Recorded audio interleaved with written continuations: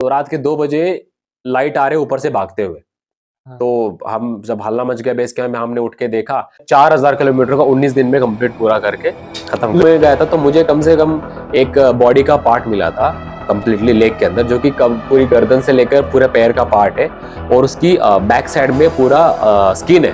तो लोहासू और नंदाबाता के बीच उस जगह पर जंग छिड़ी थी। इन रुकुंड का जो स्टोरी है वो आपके बेस विलेज से लेकर आप सबमिट करके वापस आने तक जितने भी प्लेसेस मिलेंगे उसकी हर चीज की कथा के बीच में वो ट्रैक्स गवर्नमेंट ने बंद किया था नैनीताल हाई कोर्ट में। कारण बहुत सारे, क्योंकि मेरे उस बॉडी को लाकर ऊपर लाके रख दिया था उधर ही, मतलब लेक के बगल से लोग जब वहां पर सोए थे तो उनके ऊपर बरस गए थे ना, तो कोई किसी सर के ऊपर बरस गया तो गिर गया तो वो उठ ही नहीं पाया, वो बेहोश हो गया। मतलब जोरावर सिंह उस साइड से इस तरफ जब आ रहा था तो इस रास्ते से आया। ठीक है। अब उसको आपको रोप के जरिए चढ़ना होता है विद वेट के साथ, 30, 35, 40 किलो का वेट होता है, उसके साथ चढ़ना होता है। और उसमें पैरों के जूते जो आते हैं वो अलग लेवल के आते हैं। जी जी। एक एक जूता विद क्रैम्पॉन के साथ 1.5 किलो का। आप सभी को मेरा प्यार भरा नमस्कार।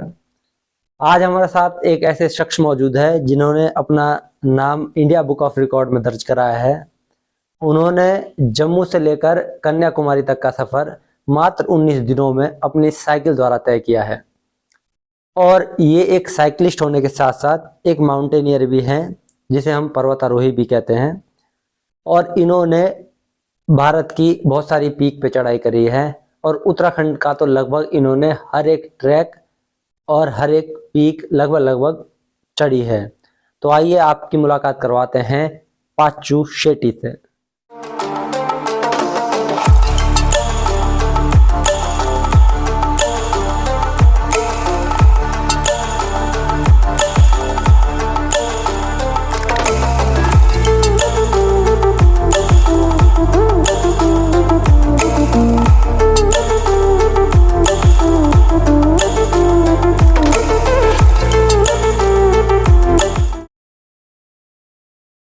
पाचू भाई, आपका ये इंडिया बुक ऑफ रिकॉर्ड का सफर शुरू कैसे हुआ?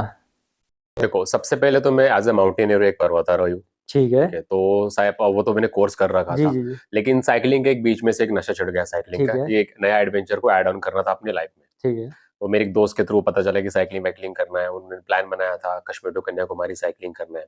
तो पहले तो मैंने सोचा नहीं था, क्योंकि मुझे साइकिल में गियर चेंज करना तक नहीं आता था, ठीक है। टायर कैसा खोलते हो वो तक नहीं पता था। फिर भी हमने एक साइकिल अरेंजमेंट कर ली, 2 साइकिल खरीदी। लास्ट मोमेंट पे उनका कुछ प्रॉब्लम हुआ, फिर वो नहीं आ पाए साइकिलिंग करने के लिए, तो मुझे जाना पड़ा अकेले को। कोई स्पॉन्सरशिप मिला नहीं था। कुछ अमाउंट था मेरे पास पैसे सेविंग्स के, उसको मैंने सोचा कि उसको उड़ा लेते।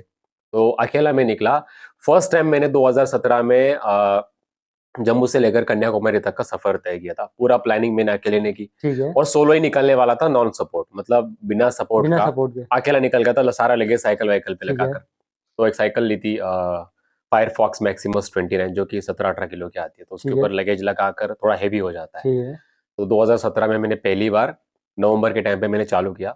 और तकरीबन पहली बार जब मैंने साइकिलिंग किया था मेरे को 60 डेज लगे थे, 4000 किलोमीटर को कवर कवर करने करने में 60 डेज।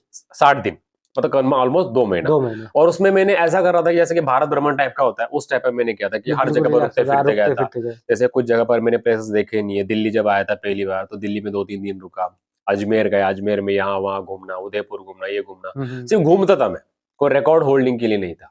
तो वो करने के बाद वो कंप्लीटली सब अच्छे तरीके से प्रॉपरली पूरा हो गया।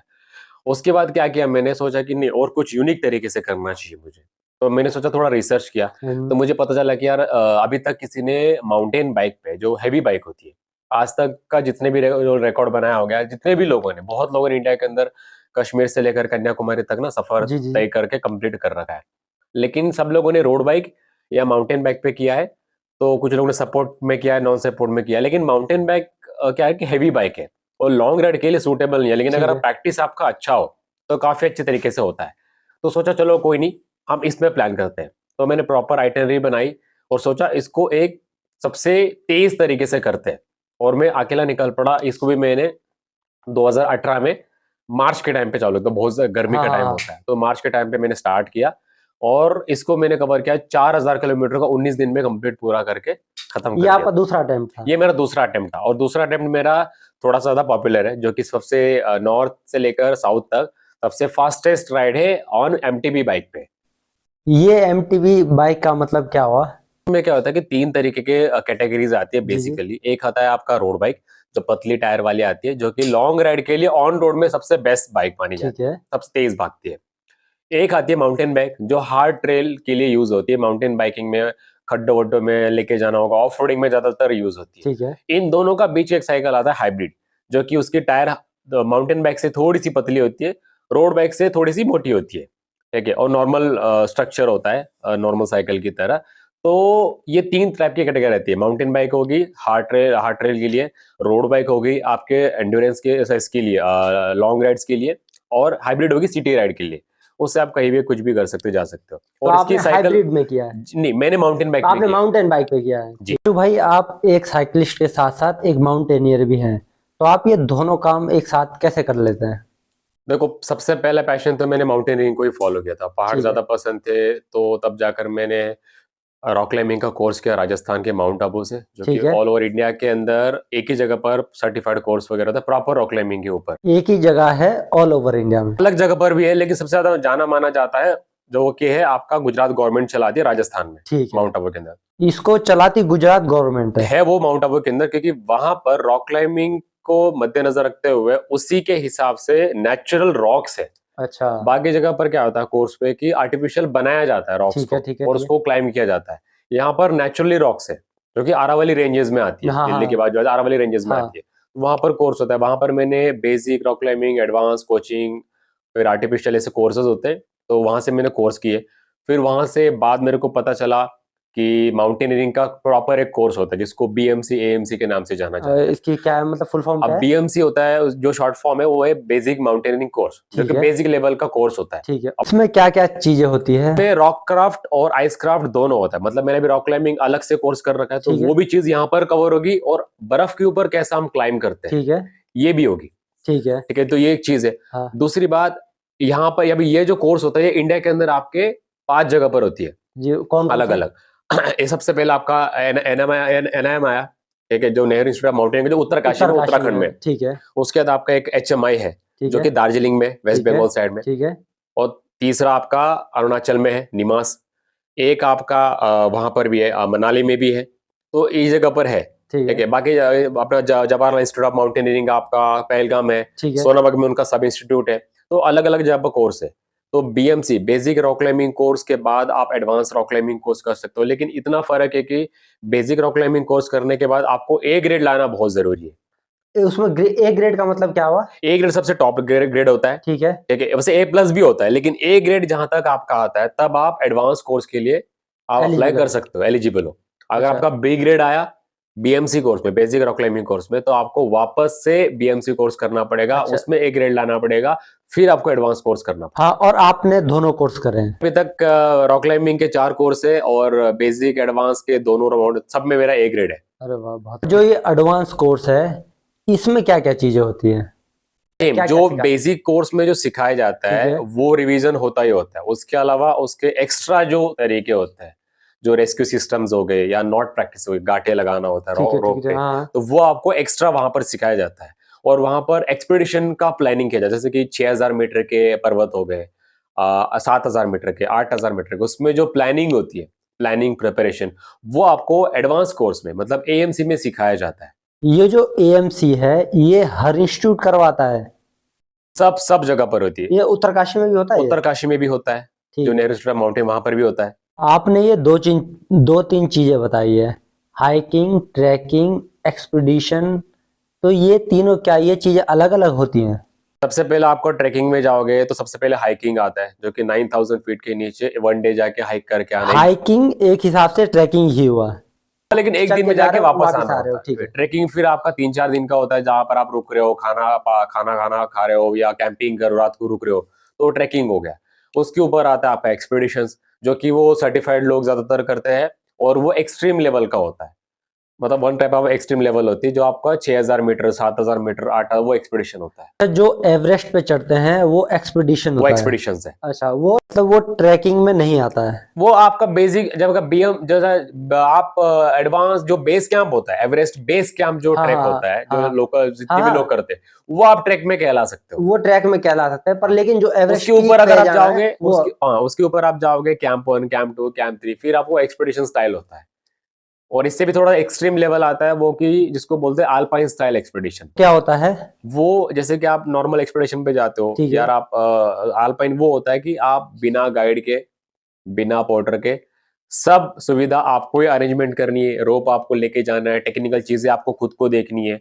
और इसमें 3 से 4 लोग रहते हैं, या कोई सोलो एक्सपीडिशन करता है, कोई 3-4 लोग रहते हैं, ऐसा लोग रहते हैं। लेकिन वहां पर किसी भी तरीके का शेरपा या माउंटेन गाइड या ट्रैकर मौजूद नहीं होता, तो वो थोड़ा सा एक्सट्रीम लेवल का हो जाता है। ये वाला कोर्स भी होता है क्या यहाँ? अल्पाइन स्टाइल का कोई एक्सपीडिशन का, अल्पाइन स्टाइल का कोई कोर्स नहीं होता, ये वो सिर्फ आप वो है, माउंटेनियरिंग आपका सोलो करना है अगर आपको। वो एक कैटेगरी है जो ठीक है। ट्रेकिंग करने का, एक्सपीडिशन करेगा, कैटेगरी है। अदरवाइज आप अगर दे जाओगे बेसिक माउंटेनिंग कोर्स में और एडवांस माउंटेनिंग कोर्स में, आपको कोर्सेज के बारे में ही बताया जाता है, कोर्स के मतलब कोर्स में क्या क्या हो जाता है। अब उसके अलावा भी कोर्स आते हैं, यहाँ तक कि कोर्स खत्म नहीं होता। आपका एडवांस कोर्स हो गया, ठीक है। उसके बाद आपका आता है सर्च एंड रेस्क्यू, वो जो कि आप, सर्च एंड रेस्क्यू, ठीक है। ठीक है। और आपका आता है एमओए, आता है मेथड ऑफ इंस्ट्रक्शन, जो आप अगर किसी भी माउंटेनियरिंग इंस्टीट्यूट में आपको एज इंस्ट्रक्टर जॉब करना है, ठीक है। किसी को सिखाने के लिए, तो उसके लिए आपको मेथड ऑफ इंस्ट्रक्शन का कोर्स करना बहुत जरूरी है। और इन दोनों कोर्स के लिए आपको एडवांस कोर्स में ए ग्रेड का सर्टिफिकेट लाना बहुत जरूरी है। मतलब ये इस चीज के लिए मैंडेटरी है, मतलब ये आप पास होना ही चाहिए। आपको अगर आपका बेसिक हो गया, बेसिक में ए लाया, एडवांस कोर्स में ए लाया, ठीक है, एडवांस कोर्स में ए लाया, मतलब आपके सारे दरवाजे खुल गए बाकी सारे कोर्सेज के लिए। ठीक ठीक। उसके बाद आप स्पेशल माउंटेन गाइड का कोर्स होता है, बिले का कोर्स होता है, बहुत सारी चीजें कोर्स होती है। तो आप सारे कोर्सेज के लिए आपको एडवांस कोर्स का सर्टिफिकेट ही अप्रूव करना हो, आप अप्लाई करना होता है। एवरेस्ट सबसे बड़ी पीक है, तो अगर कोई इस पे चढ़ना चाहता है कि भाई मैं भी इस पे चढ़ूं, तो उसके लिए ये बेसिक माउंटेनियरिंग कोर्स करना जरूरी है कि नहीं है? देखो, अगर सर्टिफिकेट। अगर अगर बेसिकली टेक्निकली बताने के लिए जाए जी। तो इसका एवरेज चढ़ने के लिए ना, वैसे देखा जाए ना, कोई कोर्स की जरूरत नहीं है।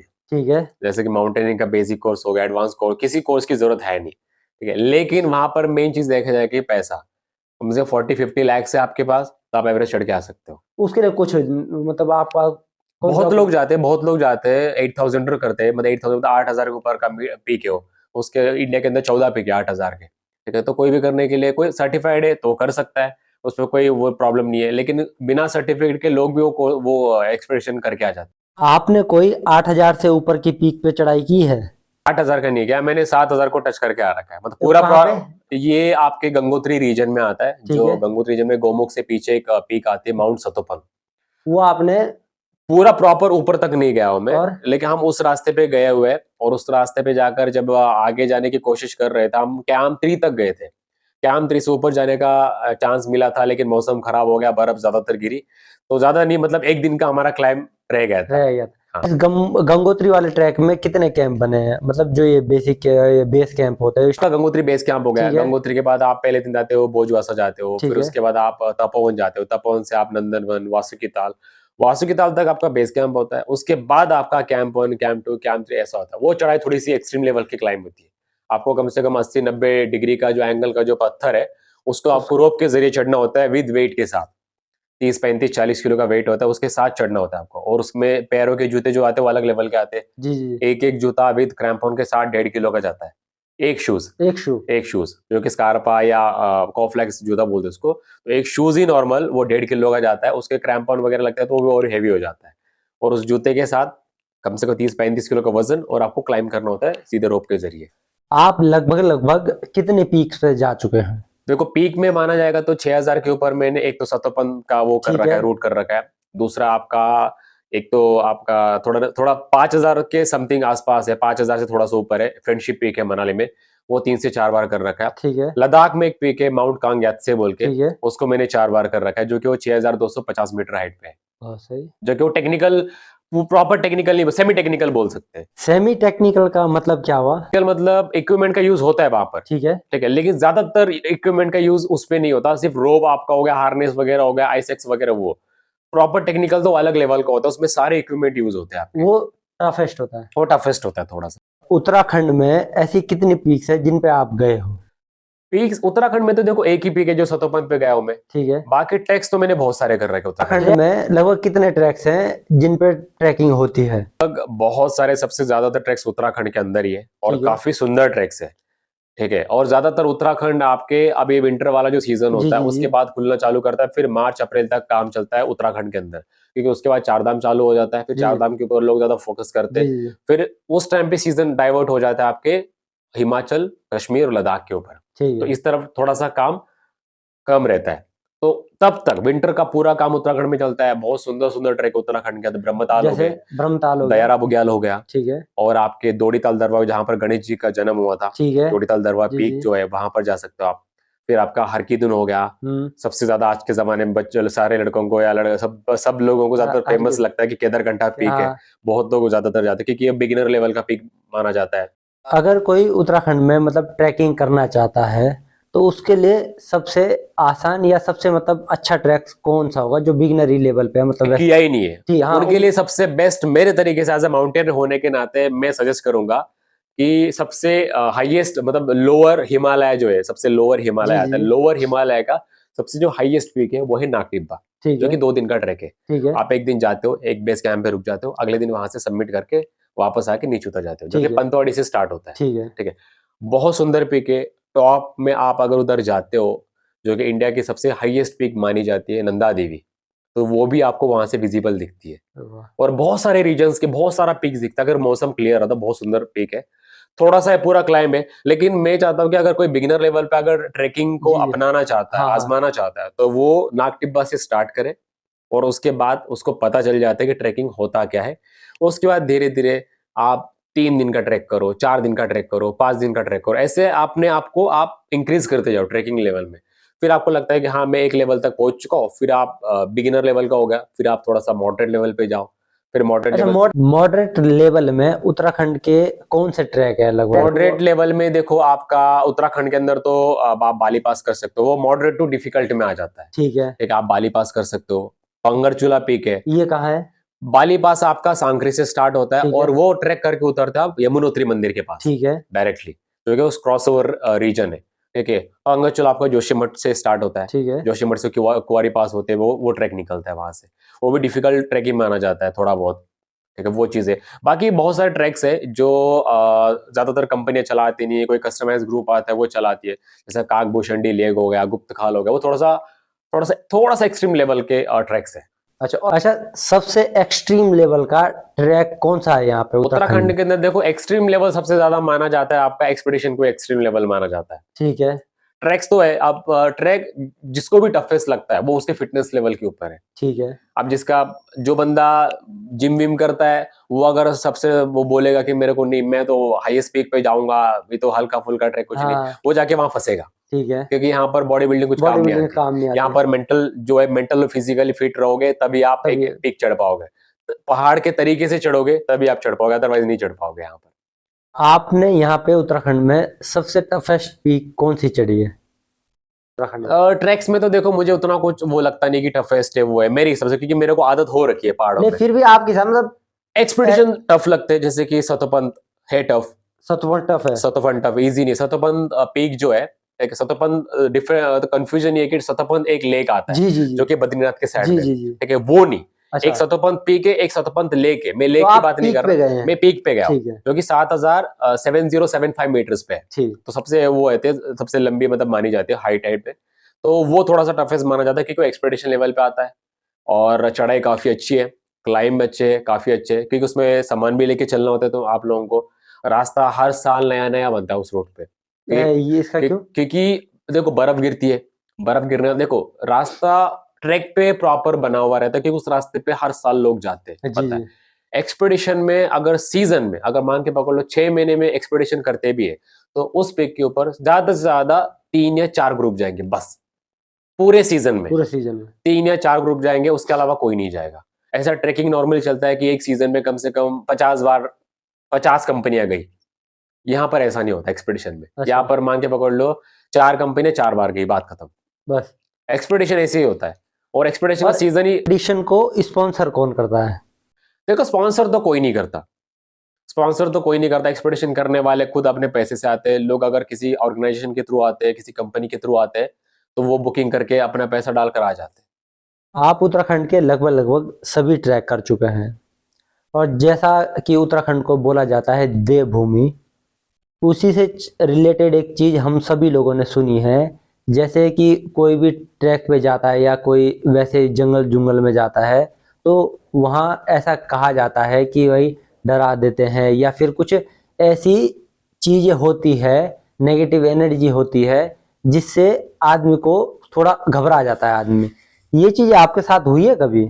और देखो, किया है आपने फील ऐसा? तो हुआ है। एक तो आप अगर बहुत जाना माना एक ट्रैक है कि आपका रूपकुंड ट्रैक, जी जी जी। जो कि रहस्यमयकारी झील है वहाँ हाँ पर, हाँ जो हाँ, कंकाल वगैरह। कंकाल कुंकाल तो मिलते मेरा हैं। एक सबसे फेवरेट ट्रैक है वो, और ठीक मैंने है। उस ट्रैक को कम से कम 15-20 बार कर चुका हूँ मैं। जिस कंपनी में पहले जॉब करता था, जी बहुत जी बार, जी। मतलब उस रास्ते का मैं चप्पा चप्पा जानता हूँ। बहुत वहाँ की कहानियां मुझे बड़ी पसंद है, क्योंकि जितनी भी उस रूट पे जितने भी प्लेसेस के नाम है, वो इसलिए वो रूट मेरे को इसलिए पसंद है कि बाकी आप ट्रैकों पे जाओगे तो ट्रैक की प्लेसेस के नाम की कहानियां नहीं है। ठीक है। अब एक प्लेस का नाम है, कुछ भी नाम है, तो उसका कहानियां नहीं, सिर्फ नाम है, गांव वालों ने दे रखा है। लेकिन रूपकुंड का जो स्टोरी है, वो आपके बेस विलेज से लेकर आप सबमिट करके वापस आने तक जितने भी प्लेसेस मिलेंगे, उसकी हर चीज की कहानियां है। आप एक दो शेयर करना चाहें हमारे साथ? उस ट्रैक पे आप अगर बेस विलेज के बारे में बताने के लिए जाऊंगा, तो हाँ, बेस विलेज का नाम है लोहाजंग। वो शुरुआती वहां से होता है उस तरह शुरुआती का। वहां से होता है। ठीक है। Lohajung is a base village, ठीक है। चमोली डिस्ट्रिक्ट में हाँ, आता है ठीक ठीक ठीक। आपके। तो वो जो प्लेस है लोहाजंग, अब लोहाजंग में ऐसा है कि लोहासु नाम का एक असुर था। ठीक है। ठीक है, और हमारे यहाँ पर उत्तराखंड के पावन धरती में हम बोलते हैं कि नंदा माता को मतलब पार्वती माता को नंदा माता के नाम से जानते हैं। तो लोहासु और नंदा माता के बीच उस जगह पर जंग छिड़ी थी, ठीक है। और वहां पर नंदा माता ने लोहासु का वध किया था, इसलिए लोहा जंग। अच्छा। लोहासु का लोहा, और यहाँ पर जंग जंग। मतलब जंग छिड़ी थी, इसलिए लोहा जंग के नाम से जाना जाती है। ठीक है। और आप आगे जाते हो, एक प्लेस आता है आपका घेरोली पाताल। गहरोली पाताल। पाताल, अब वो ऐसी जगह है कि जब नंदा माता, जब आपको पता होगा 12 साल में एक बार नंदा देवी हाँ, राज नंदा जाते राजा यात्रा होती है। आता है। तो ठीक। वहां पर वो जो जगह पर घेरोली पाताल है, वहां पर उस जगह पर नंदा माता को एक दिन के लिए रखते हैं। अच्छा, वहां पे रुकती है नंदा रुकती है माता एक एक एक दिन के रात लिए। के लिए। तो हाँ। रीजन ये बोलते हैं कि वहां पर घेरोली पाताल में नंदा माता गहरी नींद करती है, अच्छा। गहरी नींद में सो जाती है, इसलिए वो घेरोली पाताल। पाता है। और वो ऐसी जगह है कि जंगलों के बीच में एक जगह पर बुग्याल है, बस वो मतलब बिल्कुल सेंटर में है, सेंटर में, बाकी और साइड साइड जंगल पेड़ है, जंगल और पेड़। बीचों बीच, इसलिए वो पाताल की तरह दिखती है, इसलिए घेरोली पाताल की गहरी, इसलिए गहरी नींद हाँ में हाँ। सोती है, इसलिए घेरोली पाताल। ठीक। रूपकुंड का तो वैसे ही होते हैं, वहां पर नरकंकाल बहुत सारे पड़े हुए हैं। अपने देखे हैं? अब बहुत सारे देखे, बस लास्ट मैंने 2017 में 17-18 के बीच में वो ट्रैक्स गवर्नमेंट ने बंद किया था, तो इस नैनीताल हाई कोर्ट में। कारण कारण। कारण बहुत सारे, क्योंकि वो ट्रैक बहुत पॉपुलर हुआ था, ठीक है। रूट पे गंदगी हो गई, ये वगैरह बहुत सारी चीजें थी, लोग भी ज्यादा जाने लगे थे, तो उस जगह से नैनीताल हाईकोर्ट ने क्या कर रखा है कि उस ट्रैक को बंद कर रखा है। तो वहां पर हड्डियां वगैरह ज्यादा है, इसलिए इसकी वजह से नहीं, सिर्फ वहां पर क्लीन करने की वजह से, या गंदगी ज्यादा बह रही है, इसकी वजह से क्या कर रहा है कि उस रूट को उन्होंने क्लोज कर रखा है। तो इसलिए उस टाइम से बंद है। लेकिन जब लास्ट में गया था, तो मुझे कम से कम एक बॉडी का पार्ट मिला था कंप्लीटली लेग के अंदर, जो कि पूरी गर्दन से लेकर पूरे पैर का पार्ट है, और उसकी बैक साइड में पूरा स्किन है, ये स्किन है? आज भी है। तो मैंने उस बॉडी को लाकर ऊपर लाके रख दिया था उधर ही, मतलब लेग के बगल में एक छोटा सा मंदिर है, हाँ हाँ तो मंदिर के ऊपर मैंने वो पूरी बॉडी को उठा के लाके रख दिया था। मेरे पास उसके फोटोग्राफ्स भी है। हाँ। दिखाएगा जरूर जरूर। तो जो कंकाल पाए जाते हैं वो किसके हैं? वो पुराने लोगों के हैं, या फिर जो ट्रैकिंग करने आते हैं वो उनके हैं? देखो, बहुत सारी कहानियां हैं, वहां के लोकल लोगों को पकड़ते तो मतलब 3-3 तरीके की कहानियां बताते हैं। कुछ लोग जैसे? बोलते हैं कि ब्राह्मण लोग वहां पर नंदा देवी राजजात के लिए आए थे, ठीक है। मतलब वहां पर कहानियां अलग अलग है। जैसे ठीक है, मतलब रीजन एक ही वहां पर लोग क्यों मरे। जैसे कि आपका हो गया कि वहां पर एक ही रीजन से लोग मरे कि बड़े बड़े साइज में ना ओले बरसे थे, ठीक है। तो उसकी वजह से लोग जब वहां पर सोए थे, तो उनके ऊपर बरस बरस गए थे ना, तो कोई किसी सर के ऊपर बरस गया, तो गिर गया, तो वो उठ ही नहीं पाया, वो बेहोश हो गया। ठीक। किसी के पैर के घुट्टे पे लग गए, तो वहां से उठ ही नहीं पाया।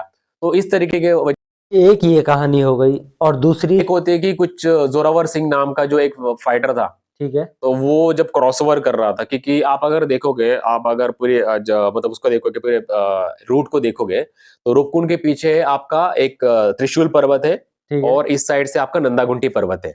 इधर रूपकुंड हो गया, बीच में एक रॉन्टी शेडल बोलते हैं। वो आप क्रॉस ओवर करोगे तो पीछे जोशीमठ के साइड में उतरते हो। ठीक है। जोशीमठ से आगे जाओगे आपका बद्रीनाथ आता है। हाँ। बद्रीनाथ से आगे जाओगे आपका माणा आता है।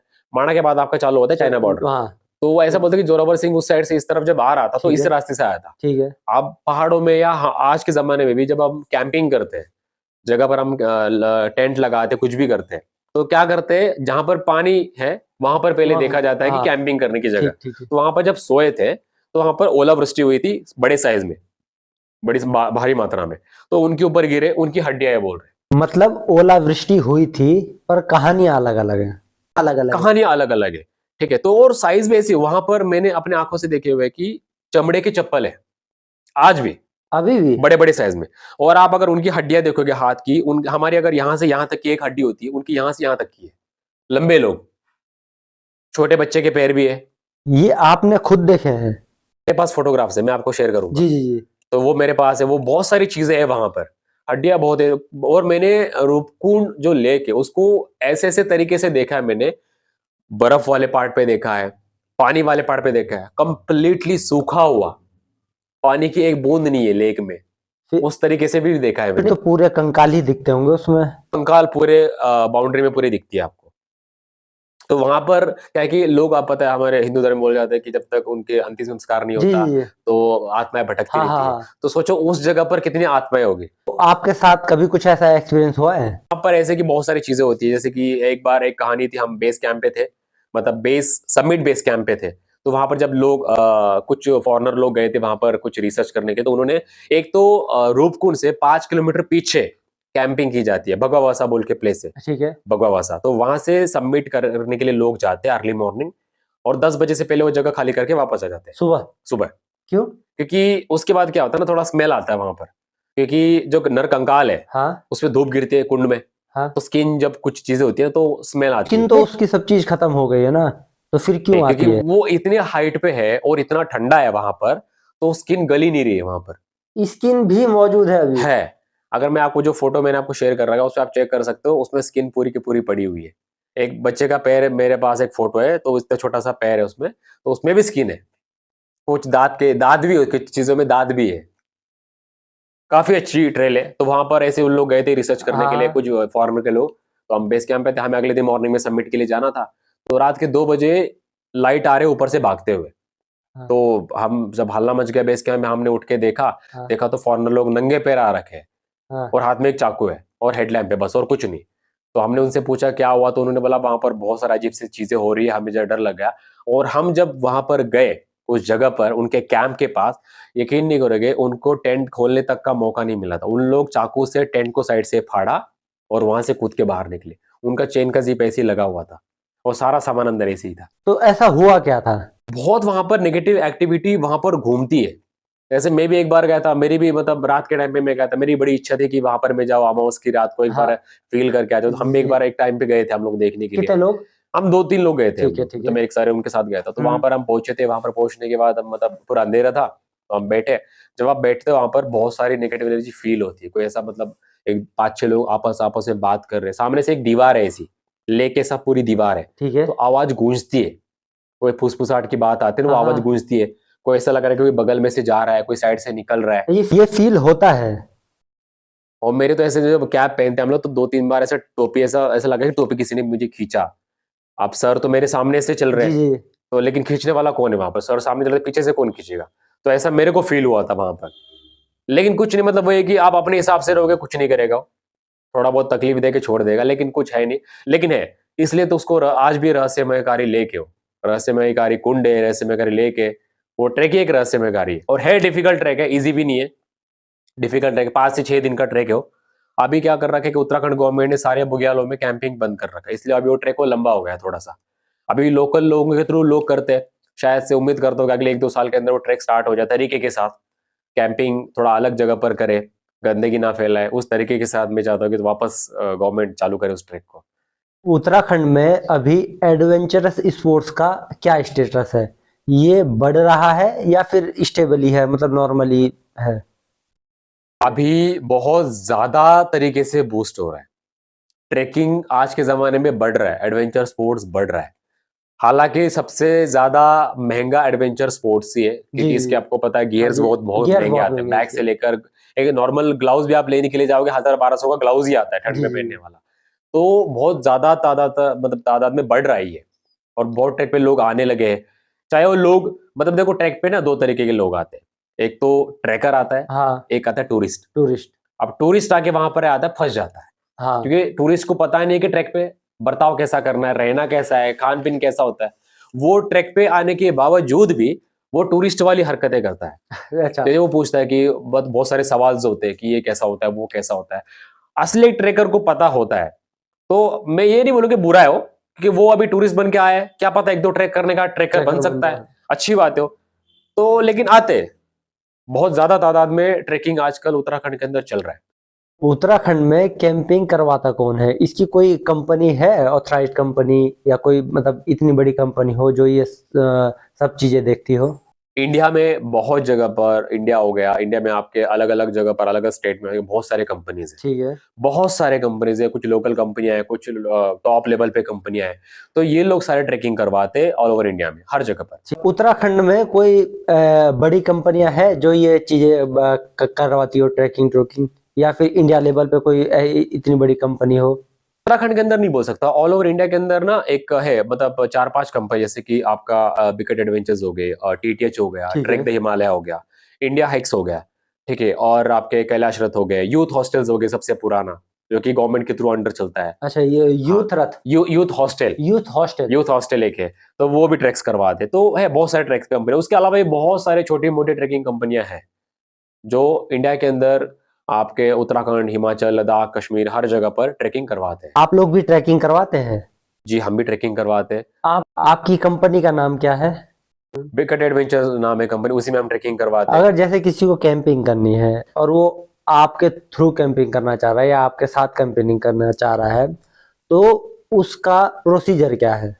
प्रोसीजर अगर अगर मेरे गाइडेंस के थ्रू करना चाहते हो तो आप मेरे को कांटेक्ट कर सकते हो, ठीक है। ठीक है। अदरवाइज आप डायरेक्टली आप बुकिंग करना चाहते हो या किसी भी कंपनी के थ्रू बुकिंग करना चाहते हो, हर कंपनी का एक एक वेबसाइट होता है। हाँ। वेबसाइट में जाके आप चेक कर लो। लेकिन मेरा सजेशन यही है कि ट्रैकिंग के बारे में नॉलेज नहीं है और आप अगर ट्रैकिंग बुक करना चाहते हो तो सबसे पहले ट्रैकिंग के रिगार्डिंग नॉलेज ले लो।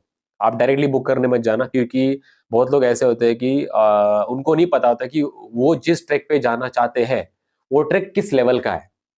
तो ये चीज कौन बताएगा उनको? आपका जैसे जैसे कि उसका जो नंबर रहता है, जो कंपनी का नंबर है, उस पर जी जी। कॉल करो, वो आपको समझा देते हैं। वो आपसे पहले पूछते हो कि आपने कितने ट्रैक्स कर रखे हैं, कौन से ट्रैक्स कर रहे हैं, आपने अगर हाइकिंग कर रखी है तो आपको वो ट्रैक सजेस्ट करते हैं। फिर वो 3-4 नाम दे देंगे, आप चेक कर लो। तो अब मेरे से कुछ लोग पर्सनली पूछते हैं जी जी। कि पाचू भाई आप बताओ कि मुझे ये ट्रैक करना है, तो मैं उनसे पहले बात करता हूँ। मैं पहले पूछता हूँ कि आपको बताओ कौन सा ट्रैक करना है, आपने पहले कौन सा कर रखा है, और आपको बर्फ वाला ट्रैक करना है या मानसून के टाइम पे करना है या पोस्ट मानसून, प्री मानसून, बहुत सारे ट्रैक्स होते हैं। तो मैं उनसे पहले बात कर लेता हूँ। उनसे मेरा एक तरीका होता है कि मैं उनसे पहले बात कर लेता हूँ, फिर उनको प्रिपेयर करता हूँ कि आप इतने टाइम वर्कआउट कर लो, इतना महीना पहले वर्कआउट कर लो, इस ट्रैक के लिए आपको ये वर्कआउट करना पड़ेगा, आपको इतना रनिंग करना पड़ेगा, ये करना पड़ेगा, वो करना पड़ेगा, ठीक है। और आप उसके बाद आप ट्रैक्स पे आ जाओ। आप ट्रैक्स पे आने के टाइम बहुत सारी चीजें होती है कि क्लियर कि मेरे को ये कपड़े लेने हैं, वो कपड़े लेने हैं, बैग ये लेना है, तो वो मैं सारा इन्फॉर्मेशन मैं आपको दे सकता हूँ डायरेक्टली। अच्छा, अगर कोई ट्रैकिंग करना चाहता है तो उसका बेसिकली लगभग लगभग कितना खर्चा आ जाता है, मतलब एक एक ट्रैक करने का, देखो, ट्रैक करने हर का? ट्रैक का जो कॉस्ट आपका बेसिक आपका वो डिपेंड करता है कि ट्रैक्स के ऊपर। आपका 2 दिन का ट्रैक है या 4 दिन का ट्रैक है, 5 दिन का ट्रैक है, उसी हिसाब से ट्रैकिंग का प्राइस बढ़ता जाता है। जैसे अब नागटे पर ट्रैक मैंने पहले बताया बिगनर्स, हाँ। वो आपको 5,000 के अंदर आराम से हो जाएगा एज ऑर्गेनाइजेशन के थ्रू।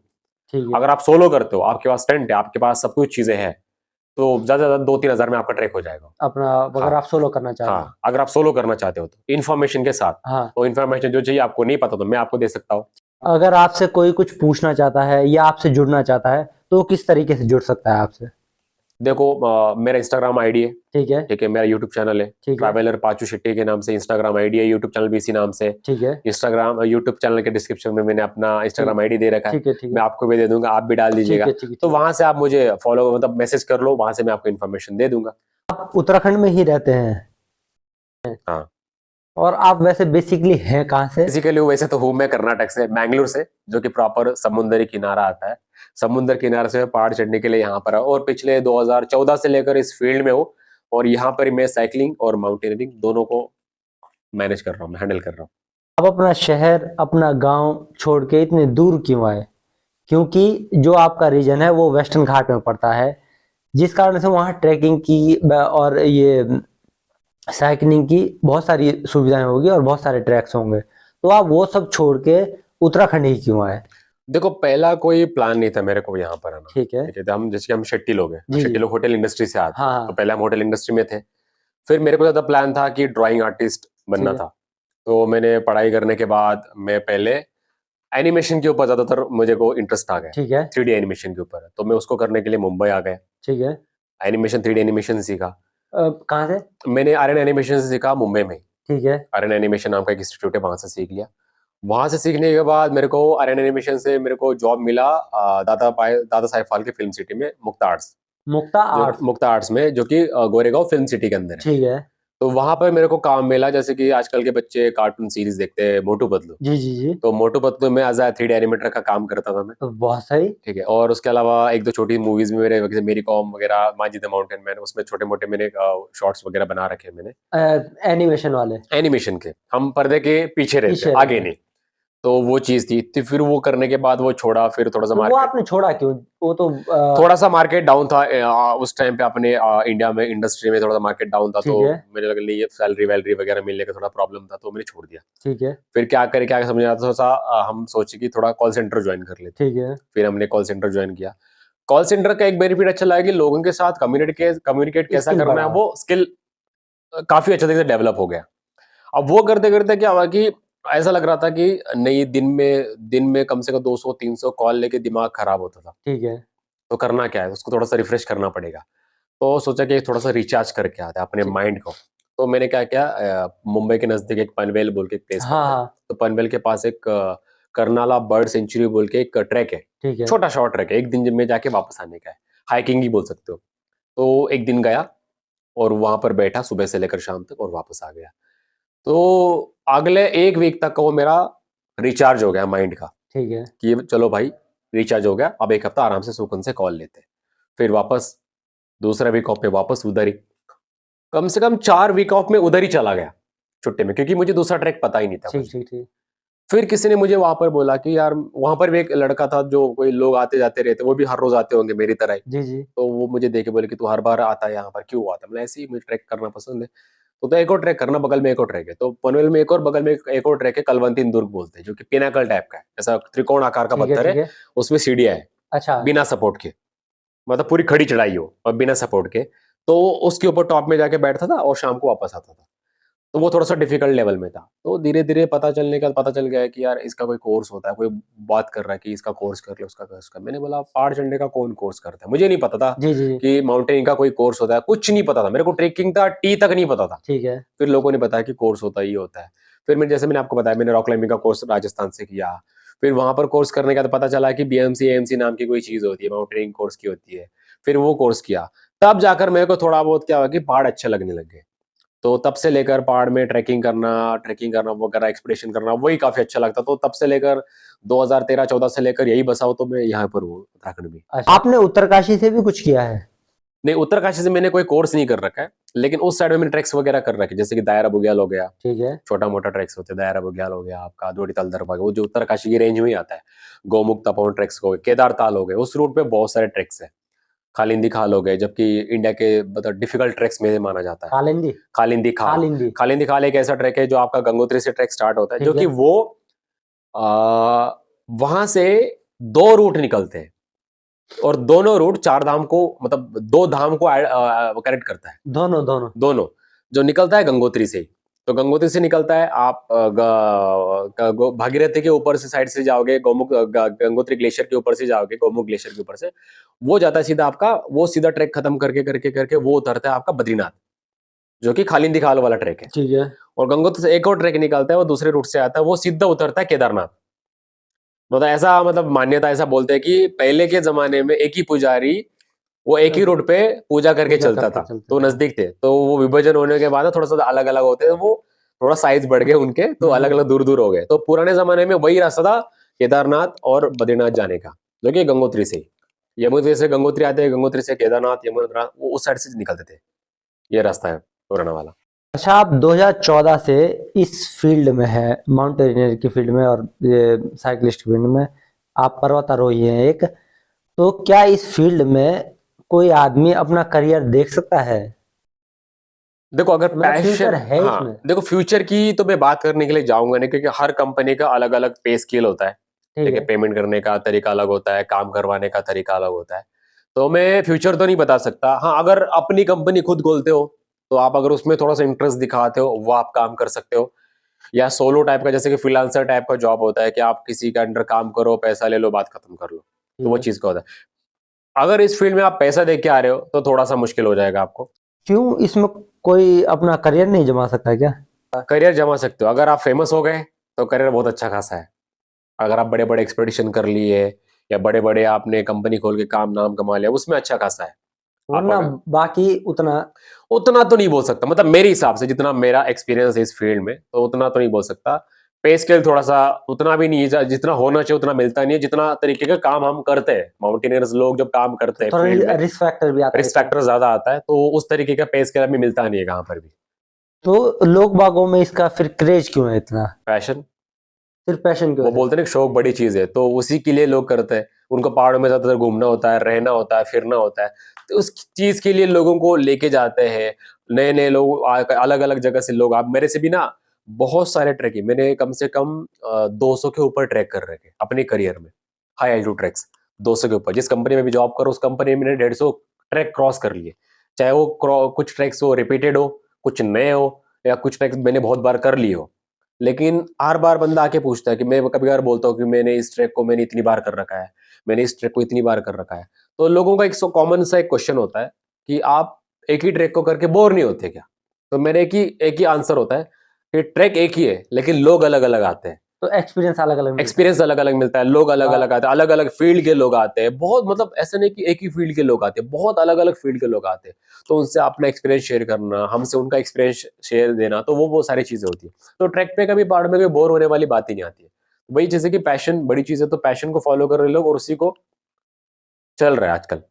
अच्छा, इस फील्ड के लिए आदमी का एथलेटिक बॉडी होना जरूरी है, या फिर कोई नॉर्मल आदमी या फिर थोड़ा हैवी आदमी भी इसमें जा सकता है देखो ये किसी का? एग्जाम्पल एक झूठ भी हो सकता है। रीजन ये है कि मैंने बहुत मोटे मोटे लोगों को ना पहाड़ में भागते हुए देखा है, कि ये गलत बात है कि मोटे लोग पहाड़ नहीं चढ़ सकते। हाँ, अगर फिजिकल फिटनेस अगर नहीं है, जीरो है, उनके लिए थोड़ा मुश्किल हो जाएगा। अच्छा। चाहे वो पतला इंसान हो, चाहे वो मोटा इंसान हो, कोई फर्क नहीं पड़ता, वो वहां पर थकेगा ही थकेगा। फिटनेस लेवल बहुत जरूरी है। ट्रैक से मैक्स टू मैक्स अगर आपके 3 से 4 दिन का ट्रैक है, तो उसके लिए वर्कआउट बहुत जरूरी है, एटलीस्ट 1 महीना पहले से। रनिंग करो, बेस्ट चीज है। रनिंग बात अदरवाइज हो गया, वो करो, सारे करो, वर्कआउट वगैरह करो, लेकिन करना बहुत जरूरी है।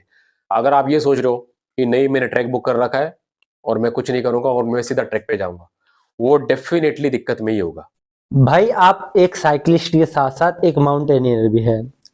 तो आपके एक्सपीरियंस के तौर पर आप हमें ये बताएं कि भारत में अभी किस चीज का ज्यादा क्रेज है? साइकिलिंग का ज्यादा क्रेज है या फिर इस माउंटेनियरिंग का ज्यादा क्रेज है? देखो साइकिलिंग का अगर क्रेज बताने के लिए जाऊंगा, ये लॉकडाउन के बाद साइकिलिंग का क्रेज बहुत ज्यादा बढ़ चुका है। ठीक है। बहुत ज्यादा बढ़ चुका है, मतलब लॉकडाउन के टाइम के बाद भी लोगों ने साइकिल लेना बहुत ज्यादा स्टार्टअप कर रखा है। लॉकडाउन के टाइम पे भी लोग साइकिल मांग रहे थे, मिल रहा था और ले रहे थे, क्योंकि आपको पता लॉकडाउन टाइम पे घर से हाँ बाहर हाँ। जाना नहीं था, तो घर के आंगन में कहां पर भी साइकिल चलाते थे। और उसके बाद अपने बॉडी को, हेल्थ को फिट रखने का सोचा है लोगों ने। ठीक है, तो इंडिया के अंदर साइकिलिंग का क्रेज वैसे भी बहुत ज्यादा है। हमारे उत्तराखंड में बहुत ज्यादा है, उत्तराखंड के अंदर देहरादून में बहुत ज्यादा है। देहरादून में। अगर ऐसा देखा जाएगा तो देहरादून को आज के जमाने में साइकिलिंग कैपिटल बोल सकते हैं, क्योंकि यहाँ पर साइकिलिंग का क्रेज बहुत ज्यादा है। और यहाँ देहरादून में नॉर्मल लोग बाग दिखते क्यों नहीं, मतलब रोड में साइकिलिंग कर? बहुत दिखता है। आप सैटरडे संडे आप जाओगे इस रूट पे, हमारे जगह पर आप किमाड़ी साइड जाओ, ठीक है। आप मसूरी साइड जाओ, आप मालदेवता द्वारा साइड जाओ, आपको सैटरडे संडे बहुत लोग मिलेंगे। यहाँ पर कॉम्पिटिशन्स भी होती है, साइक्लाथॉन होती है, बहुत सारे साइकिलिंग इवेंट्स वगैरह होते हैं यहाँ पर। ग्रुप बना बना कर चलते हैं। और अगर काफी पॉपुलर अगर मैं बताया का अपने देहरादून के अंदर जी जी। 3-4 एक साइकिलिंग कम्युनिटी है, नाम। बहुत ज्यादा फेमस है, पहाड़ी पेडलर्स। ठीक उन लोग है। काफी अच्छा इनिशिएटिव करते हैं, साइकिलिंग को लेते हैं, उनको काफी सारे इवेंट करवाते हैं। एक सरमंग एमटीबी है जो मेरे काफी करीबी दोस्त अनिल भाई संभालते हैं। एक अर्बन ट्रेल बाजार नाम का एक फायरफॉक्स की शॉप है, जैसे माणिक भाई है, तो वो भी साइकिलिंग करवाते हैं। बाकी हमारे देहरादून के अंदर डिकैथलॉन भी है, डेकेथलॉन तो भी है। डेकेथलॉन का भी साइकिलिंग का ग्रुप है, वो भी साइकिलिंग करवाते हैं। काफी अच्छी साइकिलिंग कम्युनिटी है अपने देहरादून के अंदर। और ट्रैकिंग की। ट्रैकिंग की तो आपको पता है, डेकेथलॉन वालों का भी छोटा सा कम्युनिटी है, वो भी ट्रैकिंग करवाते हैं। वालों का उतना भी नहीं करवाते, लेकिन उनका टीम है टीम है। उस ग्रुप के अंदर, व्हाट्सएप ग्रुप के अंदर मैं भी हूँ, है अच्छा। उनके, ऐसा नहीं है नहीं, लेकिन ज्यादातर ट्रैकिंग कंपनियां, लोकल कंपनियां जो भी है वही करवाते हैं। तो साइकिलिंग और ट्रैकिंग के ट्रैक होते हैं, ये दोनों के अलग अलग होते हैं या फिर एक ही ट्रैक पे साइकिलिंग भी होती है और आप ट्रैकिंग भी कर सकते हैं? नहीं, अलग अलग होते हैं। ट्रैकिंग आप चल के जाओगे, वहाँ साइकिलिंग में तो आप साइकिल बाई रोड पे जाओगे। नहीं तो अच्छा, बाय साइकिलिंग उसमें नहीं होती? होती है, लेकिन उसके लिए एक्सपीरियंस थोड़ा ज्यादा चाहिए, क्योंकि वो फिर होता है आपका माउंटेन बाइकिंग या डाउनहिल बाइकिंग कहलाता है, उसकी साइकिल सारे अलग आती है। यहाँ पे होती है उत्तराखंड में? कुछ लोग करते हैं, मैं चुनिंदा जैसे कि लोग। मान के पकड़ लो, आप अगर, बहुत लोग ऐसे भी है कि आपका चोपटा तुंगनाथ हो गया, हाँ। तो तुंगनाथ से नीचे साइकिल चला कर आते हैं लोग, क्योंकि वो रास्ता थोड़ा सा बना हुआ है, स्टेप टाइप का है, तो साइकिल चलाता है। लेकिन उसकी साइकिल थोड़ी सी अलग टाइप की आती है, थोड़ी सी महंगी आती है, तो थोड़ी अलग टाइप की आती है, जैसे डबल सस्पेंशन होते हैं, तो थोड़ी सी महंगी भी आती है साइकिल। आपके पास अभी कौन सी साइकिल है? मेरे पास ट्रैक प्रो कैलिबर है 9.6, जो कि कार्बन फ्रेम की है। उसमें क्या अंतर है कार्बन फ्रेम में और अलॉय फ्रेम में? नॉर्मल जो नॉर्मल। अलाई होती है, अलाई फ्रेम की होती है, वो थोड़ी सी हैवी होती है, 17-18 किलो का आती है। कार्बन फ्रेम के आपका भी, मेरे पास जो है 11 किलो की है। इसके अलावा आपका 7-8 किलो तक की भी साइकिल आती है। तो फ्रेम जो होती है कार्बन होती है, बहुत हल्की होती है। तो कॉस्ट में कितना डिफरेंस आता है? बहुत लाखों का फर्क है, लाखों का फर्क है। अलग अलग, मतलब बहुत महंगे 2-3 लाख की भी साइकिल आती है। भाई आपने ऑल ओवर इंडिया में साइकिलिंग कहाँ कहाँ और की देखो, है? मैंने एक तो आपको मैंने बताया कि कश्मीर ठीक से है ठीक है कन्याकुमारी 2 बार हो गई, ठीक जो है कि नेशनल रिकॉर्ड बन चुका है, ठीक इंडिया है। बुक ऑफ रिकॉर्ड में नाम है। उसके अलावा जिस कंपनी में मैं जॉब कर रहा हूँ, जिसे बिकट एडवेंचर में, तो यहाँ पर सबसे पॉपुलर हमारे कंपनी के अंदर साइकिलिंग करवाते हैं, मनाली से लद्दाख खारदुंगला, ठीक है। जिसके अंदर 5 पासेस आते हैं और 10 दिन का राइड होता है। डिफिकल्ट, मतलब हर एक साइकिलिस्ट का, जैसे कि हर एक माउंटेनर का एक ड्रीम होता है कि एवरेस्ट चढ़ना एवरेस्ट चढ़ना। वगैरह वगैरह। तो ऐसे एक हर एक साइकिलिस्ट का ड्रीम होता है कि मनाली खारदुंगला साइकिलिंग करना। ठीक है। वो साइकिलिस्ट का ही नहीं, वो बाइकर लोगों का भी इंटरेस्ट होता है। तो मैंने इस कंपनी के साथ साथ लीड करने का काम करते हुए, मैंने कम से कम 20 से 25 बार मैंने मनाली से लद्दाख मैंने साइकिलिंग कर रखा है, मतलब उस रूट को कवर कर रखा है। उस रूट का भी ऐसे ही, जैसे कि मैंने रूपकुंड के बारे में बताया, जी जी। चप्पा चप्पा बताया, तो इस रूट का भी मेरे को चप्पा चप्पा पता है, तो वो रूट हो गया। फिर मैंने एक मनाली साच पास एक राइड आती है, मनाली स्पीति आता है, तो मनाली साच पास वाला रास्ता आपका सीधा धर्मशाला में बाहर निकलता है, मनाली से स्टार्ट होकर धर्मशाला में बाहर निकलता है, पूरे अंदर ही अंदर निकलता है? चंबा डलहौजी होते हुए, अच्छा। तो वो रास्ता है। मनाली स्पीति का एक रास्ता है। एक मैंने कर रखा है, एक बार मैंने मनाल आपका तवांग बुमला, आपके गुवाहाटी से लेकर तवांग तक, जो चाइना का बॉर्डर बॉर्डर तक, तक आता है। एक वो राइड कर रखी है। बैंगलोर टू गोवा मैंने राइड कर रखा है। तो बहुत सारे राइड मैंने कर रखे हैं यहाँ पर। तो इसमें से सबसे लंबी राइड आपकी कौन सी थी? लंबी राइड तो कश्मीर टू कन्याकुमारी तो है ही, फिर आपका मनाली खारदुंगला है, तवांग बुमला, सारे 10-10 15-15 दिन के राइड है सारे के सारे। आपने एक दिन में साइकिल से मैक्सिमम कितना किलोमीटर तय करा है? सबसे ज्यादा मैंने जब सेकेंड टाइम मैंने कश्मीर से कन्याकुमारी किया था, तो उस ठीक है। टाइम पे मैंने एक ही रात में 376 किलोमीटर साइकिल चलाई थी। मतलब एक ही रात, मतलब 12 घंटे के आसपास? हाँ, मतलब मान के चलो, गोवा से निकला था मैं और हाँ। मैंगलोर में एक ही रात में पहुंच गया था। वो रातों रात चलाई थी साइकिल मैंने 376 किलोमीटर 376 किलोमीटर एक दिन में? एक दिन में, मतलब दोपहर के आसपास निकला था मैं गोवा से, दोपहर के 2 बजे के आसपास निकला था, और अगले दिन में मान के पकड़ लो 11-10 बजे के आसपास में मैंगलोर में था। साइकिल की इतनी स्पीड होती है? चलाने वाले के ऊपर डिपेंड है। अगर उस बंदे की प्रैक्टिस तगड़ी हो तो साइकिल स्पीड में चला सकता है। कितना लगभग लगभग? देखो, इतना तो स्पीड तो है, जैसे कि मैं अगर बताऊंगा कि अगर, मतलब मानो या ना मानो, मैंने एक बार डाउन में, प्लेन में नहीं बोल सकता, डाउन में मैं एक बार बैंगलोर टू गोवा चला रहा था, तो मेरी साइकिल की स्पीड गई थी कम से कम 4 से 5 सेकंड के लिए 107 में।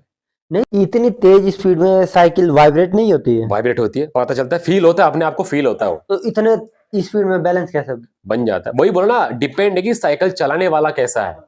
अब मैंने जब कश्मीर टू कन्याकुमारी किया था, इसके लिए मैंने कम से कम 6 महीना प्रैक्टिस किया था। और 6 महीना सिर्फ और सिर्फ मैंने चढ़ाई और उतराई का प्रैक्टिस, जैसे कि ये रास्ता नहीं है आपका, मसूरी से चढ़ाओ हाँ और नीचे उतरो, ऐसा काठ गोदाम से मैं हर रोज चलाता था नैनीताल तक और नीचे उतारता था 3 महीना कंटिन्यू।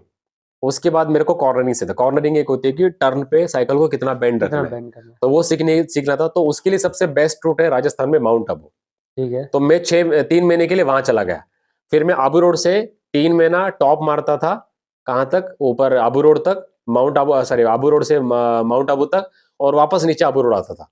तो 6 महीना मैंने सिर्फ चढ़ाई और उतराई का प्रैक्टिस कर रखा है। तब जाकर मैंने कश्मीर टू कन्याकुमारी 19 दिन में 19 कवर दिनों कर में रखा है। कंप्लीट करा। अब उसके बाद मैंने मनाली से खारदुंगला साइकिलिंग में जो प्रैक्टिस हो रखी है, तो जितने भी वहां पर मतलब कभी कभार ऐसा होता है कि हाई एल्टीट्यूड है, सांस लेने में सांस दिक्कत हाँ। होती है। आप 15,000, 16,000, 17, 18,000 तक साइकिल चलाते हो, तो उस साइड पे आप अगर पेडलिंग कर रहे हो, एक एक्स्ट्रा एक्टिविटी कर रहे हो, तो आपकी सांस फूलती है। मैंने अपने आंखों से लोगों को ऐसे खून की उल्टियां करते हुए देखा हुआ है उस हाइट पे। तो उस साइड पे आप अगर चला रहे हो, तो वहां पर जितनी प्रैक्टिस आपकी हो रखी है, तो यहाँ के रूट पे आपको कुछ कोई प्रॉब्लम ही नहीं प्रॉब्लम आएगी। नहीं आएगी। तो आप एकदम मक्खन की तरफ साइकिल चला सकते हो। तो वही बोला कि डिपेंड करता है कि आप चला रहे हो साइकिल किस रोड पे चला रहे हो और किसके हाथ में साइकिल है। तो उस हिसाब से आप स्पीड मेंशन करते हो कि इतना स्पीड चलाना है, वो करना है, वो करना है। क्योंकि महंगी साइकिलों में आपके हाइड्रोलिक ब्रेक्स आते हैं, तो ब्रेक आपने ज्यादा पकड़ लिया तो साइकिल सीधी पलटी हो जाएगी। तो वो चीजें होती है। जैसे आपने अभी एक रिकॉर्ड ब्रेक करा है और जिसमें आपका इंडिया बुक ऑफ रिकॉर्ड में नाम दर्ज हुआ है, वैसे ही आपके आगे के भी कुछ गोल हैं कि कुछ और रिकॉर्ड ब्रेक करने हैं?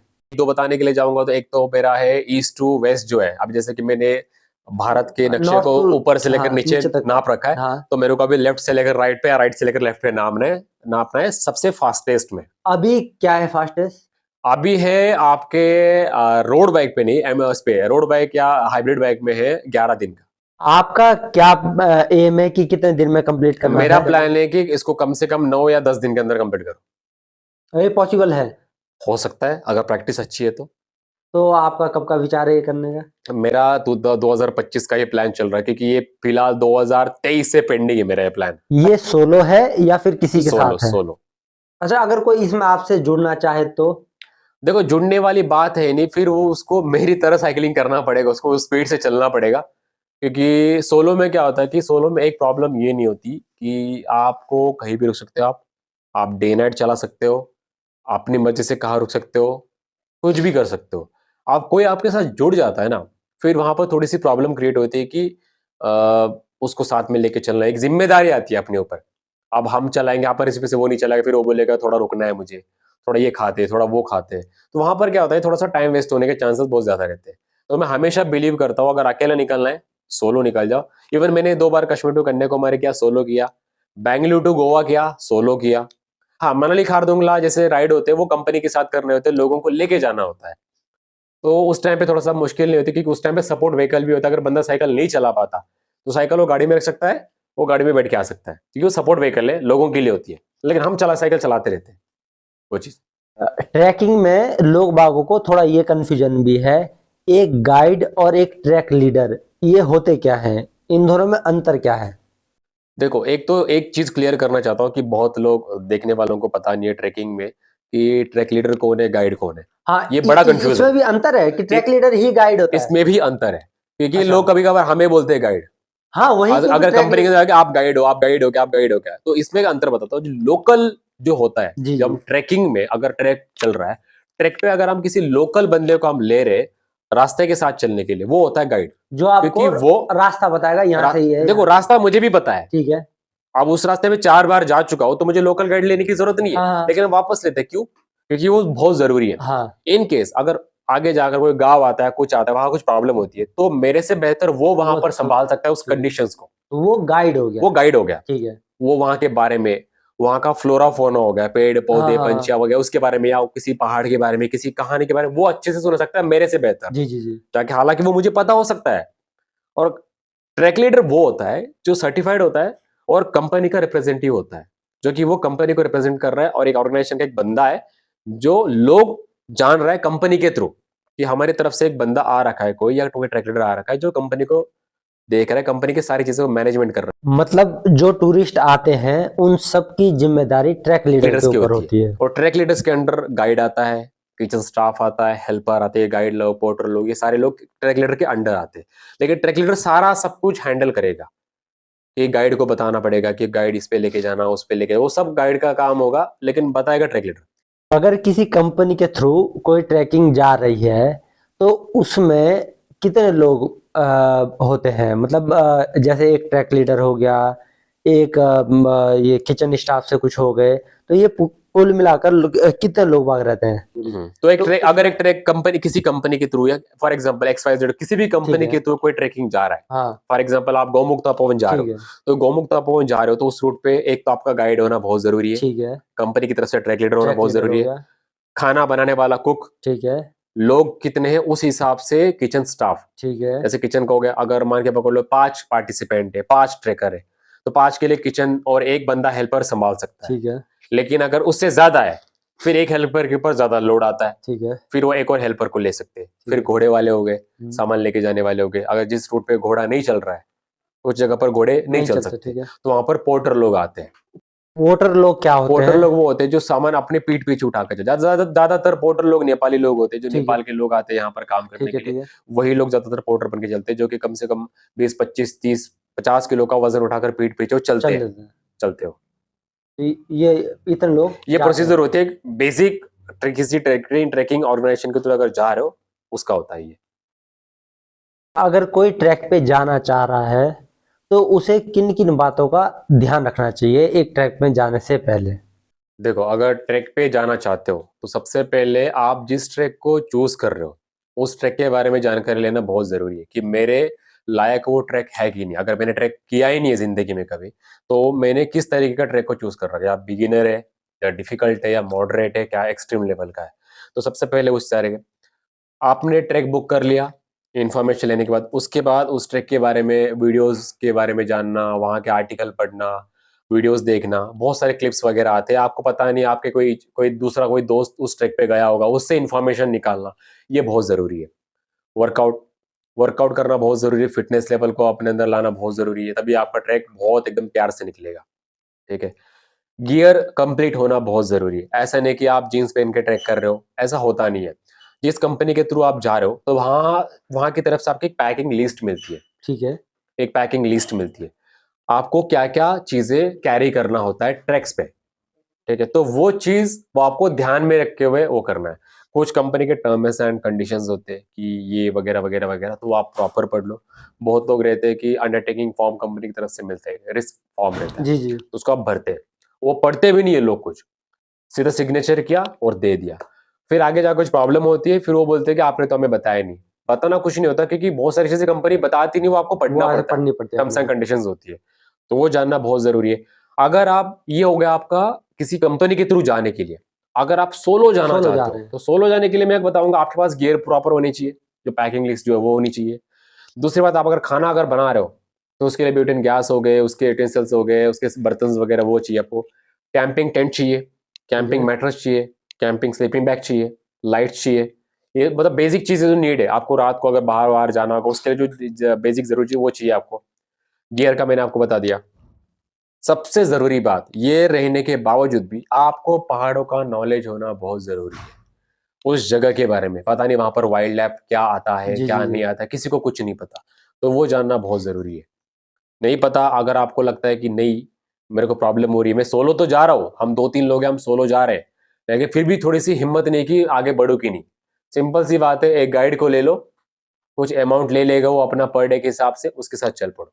वो अपने आप सब कुछ बता देगा आपको, कहाँ टेंट लगाना है, कहाँ पानी है, कहाँ पर, सब कुछ। आपको कुछ नहीं पता, तो ये चीज का खास करके ध्यान रखना बहुत जरूरी है। पाचू भाई, बहुत बहुत शुक्रिया आपका।